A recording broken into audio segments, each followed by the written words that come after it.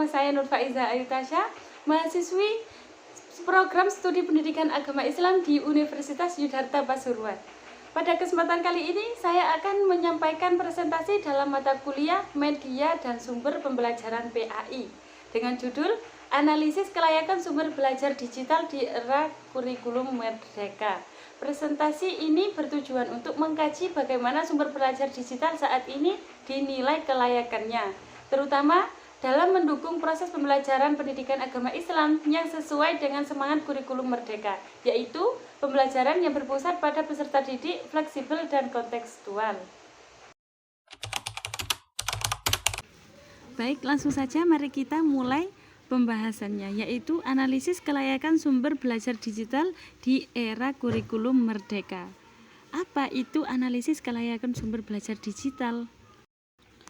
Kurikulum merdeka ini yang diterapkan di Indonesia bertujuan untuk memberikan kebebasan lebih kepada siswa untuk belajar sesuai dengan minat, bakat, dan kebutuhan mereka.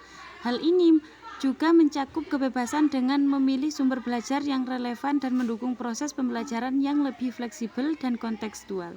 Sumber belajar digital ini menjadi salah satu elemen penting dalam mewujudkan kurikulum merdeka ini. Nah, tujuan dari analisis ini adalah menilai kesesuaian sumber belajar digital dengan prinsip kurikulum merdeka, menentukan aspek kelayakan dari sisi isi, interaktivitas, dan aksesibilitas, memberikan rekomendasi pemanfaatan sumber belajar digital yang efektif. Berikut adalah analisis kelayakan sumber belajar digital dalam konteks kurikulum merdeka, yaitu yang pertama, kebutuhan dan peran sumber belajar digital dalam kurikulum merdeka.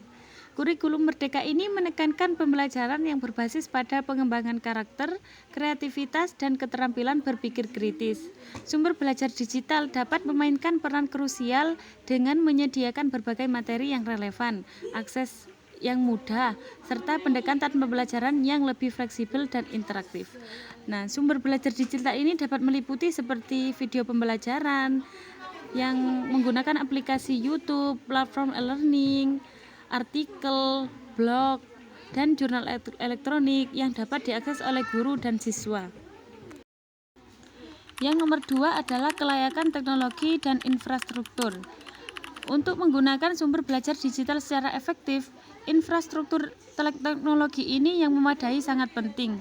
Analisis kelayakan ini mencakup akses internet. Nah, ini salah satu kendala utama di banyak daerah adalah kurangnya akses internet yang stabil dan cepat.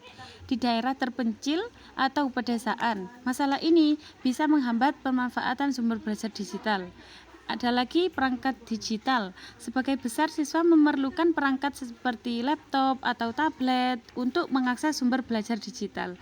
Siswa dari keluarga yang kurang mampu mungkin kan kesulitan dalam menyediakan perangkat ini. Ada juga platform pembelajaran.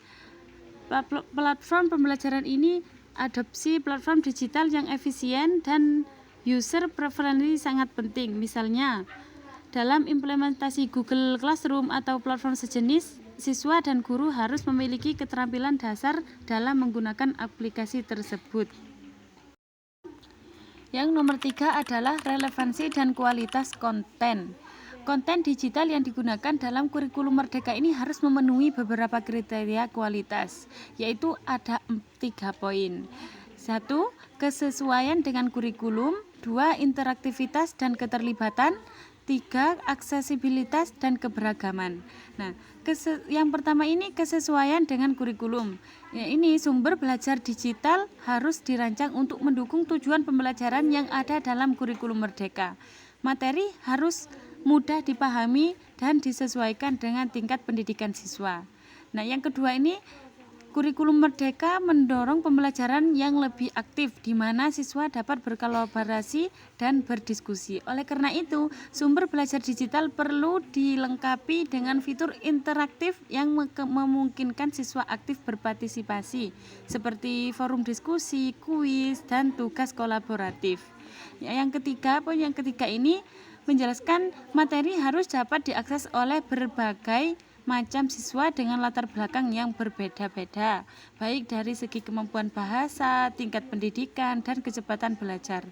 Penggunaan media visual, suara, dan teks yang variatif juga dapat membantu mengakomodasi berbagai gaya belajar.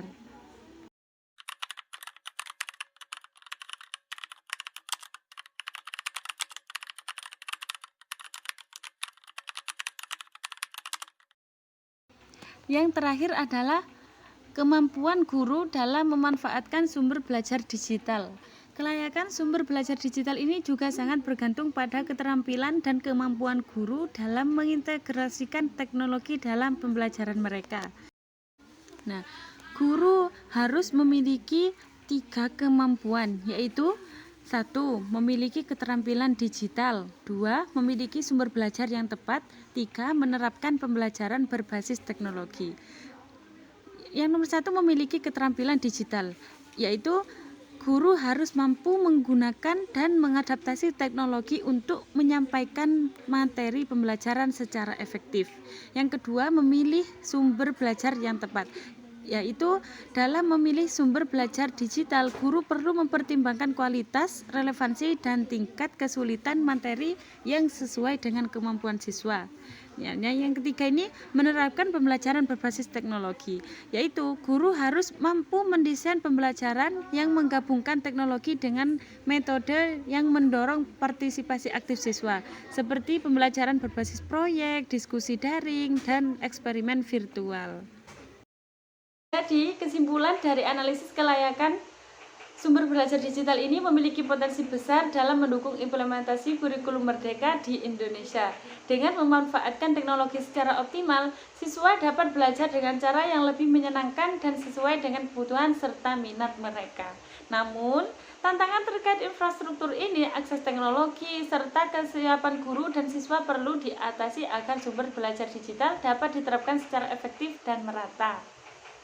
Dengan langkah-langkah yang tepat, sumber belajar digital dapat menjadi katalisator utama dalam mewujudkan pendidikan yang lebih merdeka, inklusif, dan berkualitas. Cukup sekian dari saya. Assalamualaikum warahmatullahi wabarakatuh.